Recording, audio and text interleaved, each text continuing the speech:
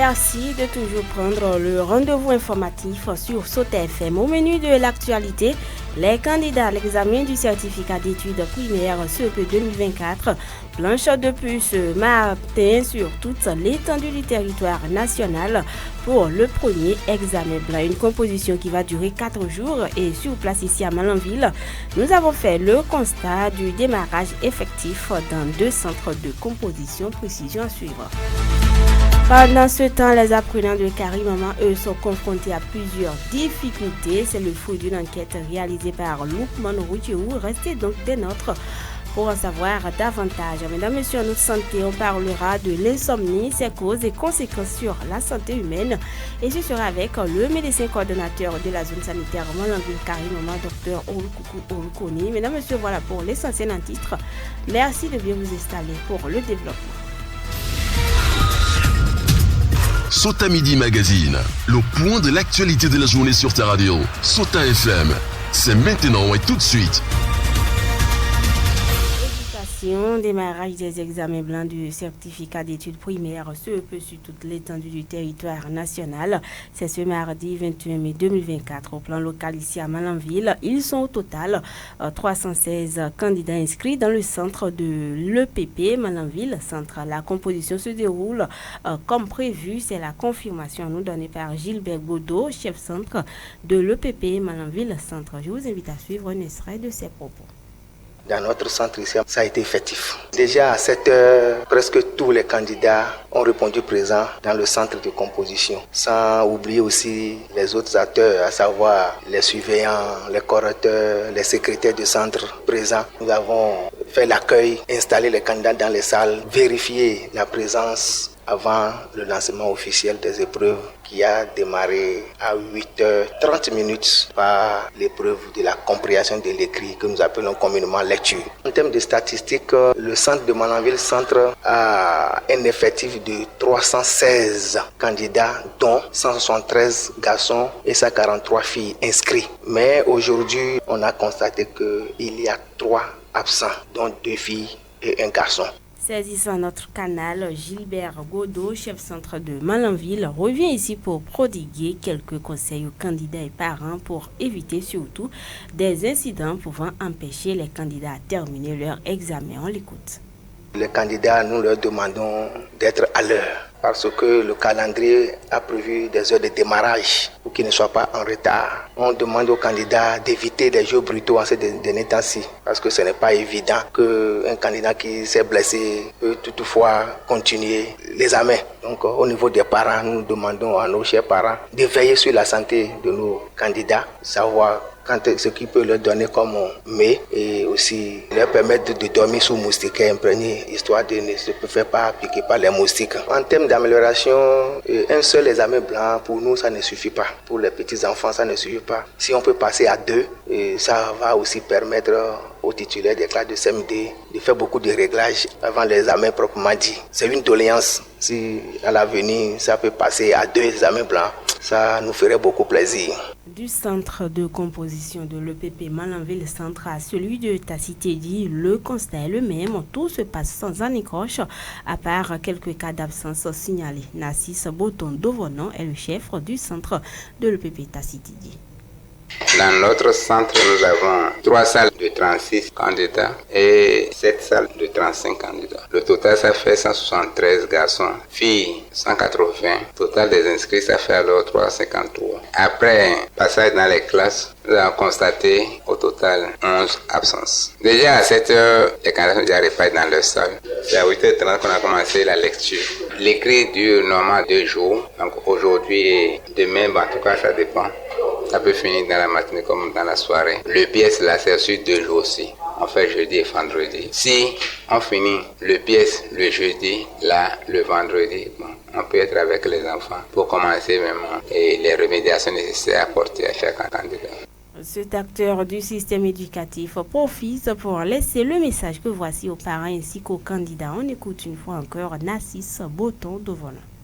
Quand ils vont composer, on va corriger et on verra les performances de chacun. S'il y a des remédiations à faire, nous allons essayer d'apporter ces remédiations. Et ce qui est important aussi à noter, c'est que quand on commence un examen, il faut le finir. Même si c'est la dernière épreuve, on a déjà atteint peut-être le seuil de risque dans toutes les autres matières et on laisse la dernière épreuve là, c'est qu'on a échoué, c'est comme si c'est un cas d'abandon. Donc quand on commence l'examen, il faut venir très tôt et finir toutes les épreuves. Et c'est quand on va libérer le candidat qui va dire bon, maintenant j'ai fini mon examen, je peux aller me reposer. Aux parents, je vais leur dire aussi, il faut qu'ils continuent la veille, qu'ils fassent tout pour réunir le nécessaire pour les enfants là. Parce qu'il y a des instruments, des outils dont l'enfant aura besoin. Si l'enfant le dit, vraiment, il faut qu'il leur apprenne ça. Parce que ça leur sera vraiment utile. Et si l'enfant n'a pas ça, ça peut être un problème. Il faut que l'enfant soit dans le centre aux heures indiquées. Il ne faut pas dire, ah, il y a la pluie, mais il y a trop de soleil. Les exemples aussi est national. Donc, c'est à la même heure qu'on commence toutes les épreuves entre le Bénin. Donc, on ne peut pas attendre quelqu'un. Et si un enfant vient 5 minutes après le lancement des épreuves, c'est qu'il a déjà fini son examen comme ça. Je voulais annoncer dans les titres l'éducation dans un contexte d'insécurité. Karim Maman fait face à des mesures de résilience. Cette commune à la lisière du parc W, la grande réserve de biosphère entre 3 frontières, le Bénin, le Niger et le Burkina Faso est confrontée à la poussée de l'extrémisme violent. Une situation qui perturbe le bon fonctionnement de l'école dans cette région béninoise. Lukman Routiou s'est intéressé au sujet. Voici donc son reportage. Je quitte de Belotunga pour venir au collège chez Karim Maman. Bello Aminou, apprenant en classe d'examen, parcourt chaque matin et soir la distance d'environ 5 km à l'aller comme au retour à la quête de l'instruction scolaire. Depuis plus d'un an, il fait face à des restrictions de mobilité, surtout liées aux heures de déplacement. Depuis un certain moment, ici dans la commune de Karim Maman, de Belotunga, on devait quitter à 6h30 pour l'école. Une nouvelle donne à laquelle doivent s'habituer désormais les apprenants. Fauziat, que nous avons rencontré un vendredi après-midi, nous parle de ses difficultés à étudier. À 18h50, on est déjà à la maison. Et ça fait que la nuit, on est seul. Même si on a des difficultés, c'est dans la journée. On ramène ça aux collègues ou bien aux enseignants pour trouver des solutions. Sinon, il n'y a plus de nuit comme avant, dans le temps de nos grands frères. Aucun individu, en tout cas civil, ne doit être en effet aperçu dans les rues de Karim Maman après 19h et pas aussi avant 6h selon les nouvelles contraintes de couvre-feu auxquelles doit s'habituer désormais, et ce depuis 2022, la population civile dans cette commune de la Liborie. Sans exception, les acteurs de l'école sont tenus par ce réaménagement horaire à Karim Maman. Yakoubou Bagnan est censeur au collège d'enseignement général de Karim Maman Centre. La zone est considérée comme la zone rouge. Au cours de 7h, au lieu de 7h, on demande aux gens de venir à 7h30 pour éviter en tout cas de venir tôt et d'éviter de rester tard pour que chacun puisse d'abord assurer sa propre sécurité. Couvre-feu en raison de la situation sécuritaire liée à l'extrémisme violent dans le nord du Bénin. Karim Maman, dans cette localité du département de la Liborie, avec ses 5 arrondissements, est déjà victime de plusieurs attaques perpétrées par des groupes armés. Les édifices publics tels que les commissariats et les écoles en ont fait les frais. Dans un tel contexte, les autorités n'ont trouvé qu'à instaurer un couvre-feu limitant ainsi la mobilité des personnes. Cela n'est pas sans conséquence sur l'éducation scolaire des apprenants. Autant de choses auxquelles nous sommes confrontés qui aura des répercussions. Ça là c'est clair parce qu'une fois que les heures là diminuent un peu, ça veut dire que ça aura des répercussions sur les apprentissages scolaires. Mais avec les collègues, chacun s'évertue pour donner le meilleur d'eux-mêmes. Bello Aminou. Avec le couvre-feu, maintenant personne ne peut pas sortir pour venir. Et nous, temps normal avant, on s'est déplacé dans la nuit pour venir ici travailler. Et on retourne encore parce qu'en ce temps, il y avait la sécurité, il n'y a rien. Au sujet Karim Maman, le surveillant général est tenu de gérer avec souplesse et tact les absences ou les retards. Yakoubou Bagnan. On sait que certains retards sont dus au contexte sécuritaire. Par exemple, nous avons un village à Belotunga, des apprenants qui quittent là-bas à pied. Donc s'ils ont cours à 7 heures, ils ne peuvent pas, avec le contexte sécuritaire, ils ne peuvent pas quitter 6 heures.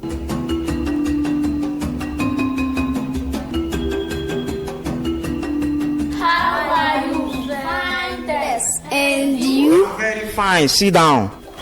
What the day today? Yes. Today is Friday, April 12, 2024.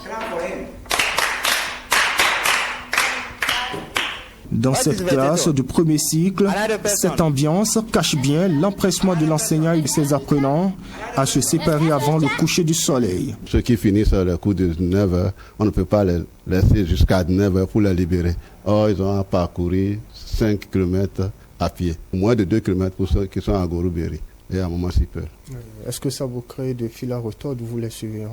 Bien sûr, parce qu'il est difficile pour nous de contrôler surtout leur présence, parce qu'on sait que des fois c'est pertinent. Alors qu'ailleurs, les sorties des classes le soir est à 19h selon des groupes pédagogiques.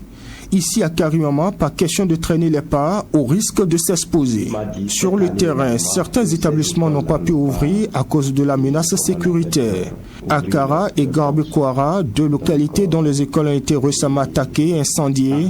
Suite à la frappe des individus armés, la peur s'est emparée des parents et des apprenants. Les chefs d'établissement se battent pour retrouver les effectifs d'antan. Une tâche pas aussi facile, mais Camaro Sabouan s'emploie avec certains parents pour le retour des apprenants à l'école. Depuis que le drame s'est passé là, les enfants ont repris, mais ils ne sont pas nombreux, à peine une dizaine. Ils ont peur d'envoyer les enfants. C'est ça qui fait que je vais tenir l'AG et nous, ensemble, nous allons analyser comment il faut faire pour que les enfants viennent. Si c'est pour travailler de 8h à midi ou bien à 14h, ils vont décider ça ensemble. Incursion répétée des individus armés non identifiés, couvre-feu, la situation est moins enviable pour les acteurs du système éducatif à Karimama. Fatih, la quarantaine, est maître apprenant. Vraiment, le couvre-feu est un grand problème pour nous parents d'élèves. Parce qu'avant ce couvre-feu, nos enfants, même après 19h, les professeurs les aidaient à étudier jusqu'à 23h, voire 0h. Aujourd'hui, à 18h30, les enfants sont délaissés. Même les professeurs qui viennent faire les cours des maisons, les parents qui ont un peu les moyens pour prendre des professeurs comme répétiteurs à la maison, dépasser 19h30, 20h, ils ne pourront plus continuer. Les études au coup de soir sont ou presque impossibles à Karimama, une commune enclavée avec des voies d'accès difficiles. En somme, l'accès à l'éducation n'est pas aussi équilibré au Bénin. La tendance baissière des chiffres de taux de réussite dans la commune s'explique par ce climat sécuritaire. Rien n'est moins sûr.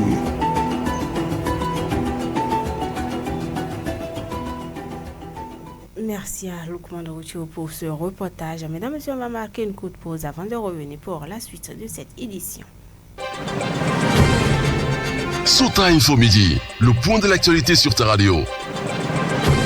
L'insomnie, une autre santé, est un trouble du sommeil et peut engendrer parfois des conséquences graves sur la santé mentale d'un être humain. Ce n'est pas moi qui le dis, c'est ce que l'on retient plutôt des explications du médecin coordonnateur de la zone sanitaire Malanville Karimama, Dr Olkoukou Rukoni, qui énumère ici quelques maladies causées par l'insomnie. C'est un trouble du sommeil, comme on le dit souvent, les psychologues ou les psychiatres vont vous dire que c'est un volet vraiment pas entier, l'insomnie. Quand la personne ne dort pas, par la suite vous allez voir que ça va retentir sur son organisme et lui donner vraiment des maladies, et telles que vous allez voir l'hypertension, ça retentit également vers le diabète, les maladies cardiovasculaires. C'est vraiment une maladie et ça fait partie des troubles que nous demandons même quand tu viens en consultation, surtout pour des problèmes de maux de tête. Quand tu viens te plaindre de céphalée, la première chose, est-ce que tu dors bien la nuit? Est-ce que tu te reposes? Si tu ne te reposes pas, là, rapidement, on cherche à voir, on peut mettre des médicaments pour pouvoir stimuler le sommeil, pour pouvoir te faire avoir le sommeil, te reposer, tout et tout, pour pouvoir récupérer. Donc l'insomnie, c'est une maladie. Il faut chercher la cause. Chez d'autres, c'est souvent lié à des causes psychologiques. D'autres ont des problèmes qui n'ont pas extériorisé, ils ne veulent pas en parler à quelqu'un. Et la nuit, au lieu de dormir, c'est là où ils pensent vraiment à ces problèmes-là et autres, tout ça, qui font que le sommeil ne vient pas. Donc d'autres, avec l'âge, comme je l'ai dit, le sommeil diminue. Donc, ils vont commencer par ne pas avoir sommeil. Il faut nécessairement quand même consulter en fonction de la situation. Chaque agent de santé, chaque médecin peut essayer de t'apporter une solution pour pouvoir t'aider dans ce sens-là. Étant donné que l'insomnie a plusieurs causes, que faire alors pour le combattre? Suivez les éléments de réponse avec Dr Olkoukou Rukoni, médecin coordonnateur de la zone sanitaire Malanville Karimama. Le manque de sommeil retentit dans l'organisme et ça crée autre désordre encore au niveau du corps humain. Pour combattre l'insomnie, c'est d'abord de chercher à savoir quelle est la cause. La première, en consultant rapidement. D'autres, quand ils réfléchissent, ils arrivent à savoir déjà qu'est-ce qui fait que je ne dors plus. Si c'est une cause vraiment psychologique que lui-même il peut affronter, c'est-à-dire avec les proches et autres, tout ça, leur parler de ce que nous vivons comme problème pour qu'ils puissent nous aider à trouver une solution, ça règle déjà le problème d'insomnie. D'autres, c'est de voir est-ce que c'est pas une autre maladie qui est en train de s'installer tranquillement. Avec la consultation des agents de santé, rapidement on peut chercher une cause à ce niveau et la voir. Toujours est-il que il n'est pas normal de se précipiter à prescrire des médicaments pour pouvoir faire dormir quelqu'un. Non, c'est de chercher d'abord à savoir quelle est la cause et on s'attaque à la cause et l'insomnie est réparée. On va installer à présent les informations sportives. Le sport dans son ensemble et avec toutes les disciplines, c'est sur Sota FM, la meilleure pour les informations sportives d'ici et d'ailleurs.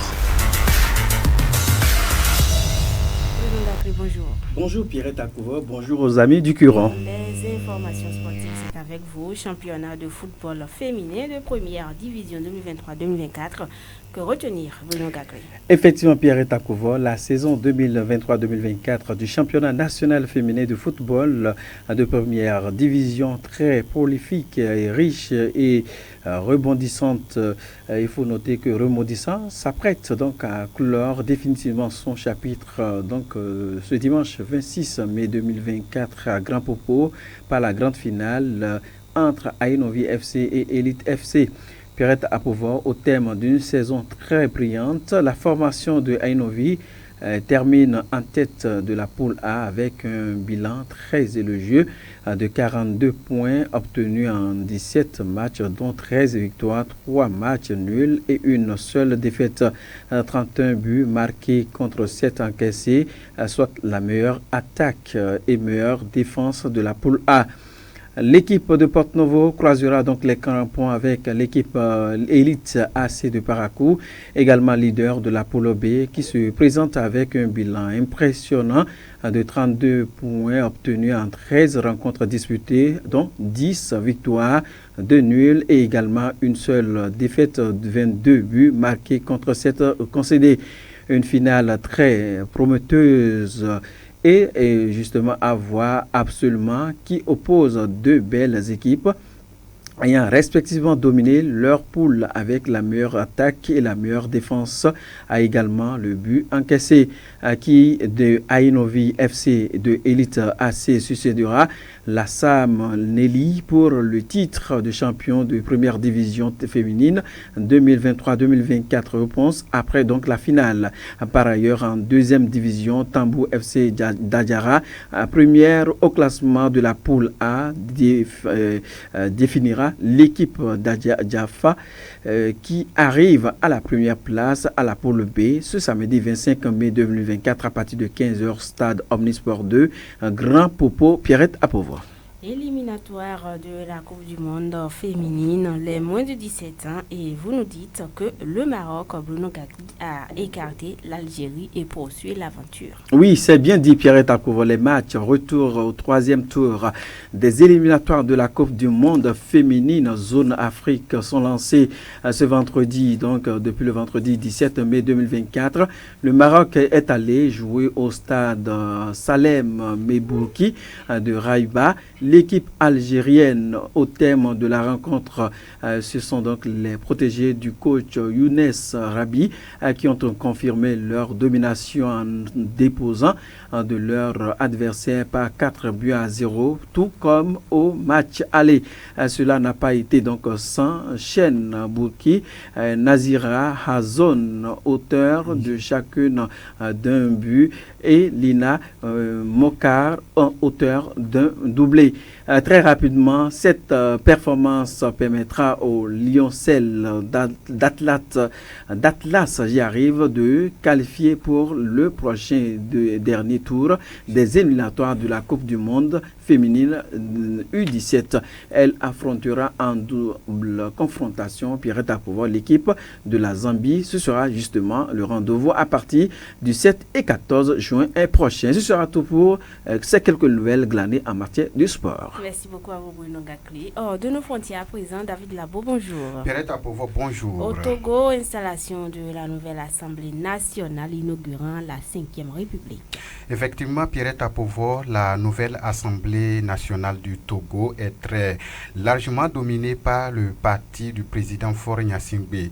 L'Union pour la République va occuper les 95% des sièges, soit 108 sur 113. Les 5 restants se partagent entre 3 formations de l'opposition.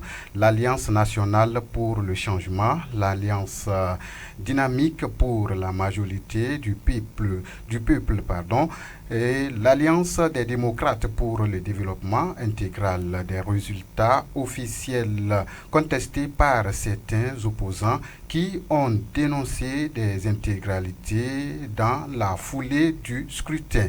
Mais tous les recours déposés ont été rejetés par la Cour constitutionnelle. Cette dernière a validé les résultats provisoires annoncés par la CENI, Commission électorale nationale indépendante. Au Niger, pendant ce temps, on note un déploiement de plusieurs centaines de mercenaires d'une société turque dans le pays. Au Niger, Pierrette Apovo, certains ont signé un contrat de 6 mois, d'autres 1 an. Parmi ces gens, ils gagnent environ $1,500. Selon l'Observatoire syrien des droits de l'homme cité par l'AFP, 1 millier de mercenaires, la plupart des Syriens, sont partis au Niger les 12 derniers mois. L'objectif déclaré est de protéger les intérêts du projet turc. Merci beaucoup à vous, David Labo, pour toutes ces précisions. Mesdames et messieurs, on va retrouver une fois encore Luc Manoukiou, mais cette fois-ci, ce sera pour la revue de presse nationale de ce jour. Suivez la revue de presse sur Souta FM. Amis de la plume et du papier, mesdames, messieurs, bonjour. C'est désormais chose effective. 1 million de barils de pétrole brut nigérien ont été exportés depuis les côtes béninoises dans un navire le dimanche du 9 mai dernier à 1h du matin, informe d'entrée le matinal. Selon le journal, mais également le Télégramme et Fraternité, le Bénin est devenu exportateur du pétrole brut à travers le pipeline Niger-Bénin de Semenpoji. Le chargement a duré environ 112 heures, soit du vendredi 17 mai à 18h30 au dimanche du 9 mai 2024 à 1h, précise le matinal qui souligne en titre qu'à la station terminale du pipeline Semenpoji, le premier navire a embarqué. Oui, confirme le potentiel, 1 million de barils de pétrole brut nigérien ont déjà quitté le Bénin. Et donc, le Bénin tient parole, estime Fraternité. Maintenant, déduit Gaskiani Info, après cette réussite du pipeline Niger-Bénin, tous les regards sont désormais fixés sur le général Tiani. Car, rapporte la boussole, le Bénin a autorisé l'embarquement du pétrole nigérien. Cette levée provisoire de l'embargo ne relève pas du rétropédalage, selon Wilfried Léandre Ngwedi, porte-parole du gouvernement, cité en une par le journal. Vendredi dernier, le secrétaire général adjoint du gouvernement déclare à la presse que le Bénin n'a pas fait de rétropédalage, mais qu'il s'agit d'une réponse appropriée du Bénin à une situation nouvelle. Mais non, reprend Dynamise Info, le rétropédalage est plus que patent. Faut-il justifier, comme c'est le cas de la levée par le Bénin, même si c'est à titre provisoire, l'interdiction de l'embarquement du pétrole nigérien jusqu'à tenter de faire détourner de la réalité du rétropédalage? Se surprend mon confrère pour qui Wilfried Léandre Ngwedi s'est essayé à la chose sans convaincre. Il a manqué de mentionner qu'avec la fermeté au départ affichée, que les autorités béninoises ne voudraient pas courber les Chines sans la rouverture par le Niger de ses frontières, souligne le quotidien qui rapporte que le rétropédalage est plus que patent et demande au porte-parole du gouvernement de ranger les arguments de nature à faire admettre le contraire. Pendant ce temps, le matinal dénonce les propos dangereux de Kémi Séba pour raviver la tension entre le Bénin et le Niger. Kémi Séba est un antipatriote qui se révèle, s'écrit le journal qui voit en lui un danger pour le Bénin. Le pseudo-panafricaniste l'a démontré à suffisance dans la crise qui oppose le Bénin au Niger à travers la conférence de presse organisée le week-end écoulé à Niamey, fait constater la publication qui indique qu'à cette occasion, il a argué l'existence de légionnaires noirs dans son Bénin alors que les autorités nigériennes évoquent à tort des bases militaires. Donc, de bases militaires françaises aux légionnaires au Bénin, le micmac de Kémi Séba s'exclame en titre Info Matin, renchéri par le bi-hebdomadaire Kini qui déduit les élucubrations d'un mauvais plaisant. En tout cas, entre le Bénin et le Niger, les relations vont finir par s'améliorer. Il y a de l'espoir, déclare Jude Fagbemi sur Zone Franche de Canal 3 Bénin, cité par la nouvelle génération. De son côté, le Télégramme pleure. Un naufrage en Tunisie informe que le Bénin organise le rapatriement de ses migrants. Le gouvernement va au secours de ses compatriotes, lance quotidien l'échiquier. Kini salue la promptitude du gouvernement suite au décès des migrants béninois dans ce naufrage. C'est le tribut de la précarité, accuse Gazkiani Info. Mais pendant que les Béninois perdaient la vie en mer Méditerranée dans les eaux tunisiennes, alors qu'ils allaient se chercher pour contourner la galère devenue palpable au pays, des jeunes sans doute manipulés investissent la place publique de l'Amazone pour, disent-ils, encourager le pouvoir de la rupture qui s'y prend si bien selon eux en termes de réalisation à poursuivre sur la même lancée, ce désole Dynamise Info. Agissant comme des sorciers, déplore le journal et n'ont pas laissé écouler l'instant de deuil pour faire dérouler ultérieurement leur activité qui, aux yeux de mon confrère, ne présente rien d'opportun et d'urgent. Une activité puérile comme une insulte à la mémoire des victimes en Tunisie, sorifie Dynamise Info qui termine que le chef de l'État Patrice Talon, en direction de qui vont ses actions de charme, devra interdire formellement les activités pour l'encenser, surtout en ces moments difficiles pour ses compatriotes. Dans le reste, en politique, la boussole informe que malgré les mises en garde de Patrice Talon, Séverin Kenom et Oswald Meki sont en campagne précoce pour Olivier Bokor. Jusqu'à quand continueront-ils à défier l'autorité du chef de l'État, se préoccupe le journal. Matin Libre rapporte une preuve de la confiance retrouvée entre Patrice Talon et Olivier Bokor. Dans sa visite officielle au Brésil jeudi prochain, Olivier Bokor fait partie de la délégation qui accompagne Patrice Talon au pays de Lula. Oui, Talon, l'hôte de Lula da Silva, dès jeudi prochain, confirme en titre le potentiel. Et quotidien Diakwata pour finir, le journal annonce le démarrage de la tournée gouvernementale. Ça y est, la course pour les échéances de 2026 lancée, s'exclame en manchette le journal. Ainsi va, mesdames, messieurs, pour l'essentiel de l'actualité, tel que traité par les publications ce mardi. Fin de cette revue. Merci de m'avoir suivi. À demain. C'était la revue de presse sur Sota FM.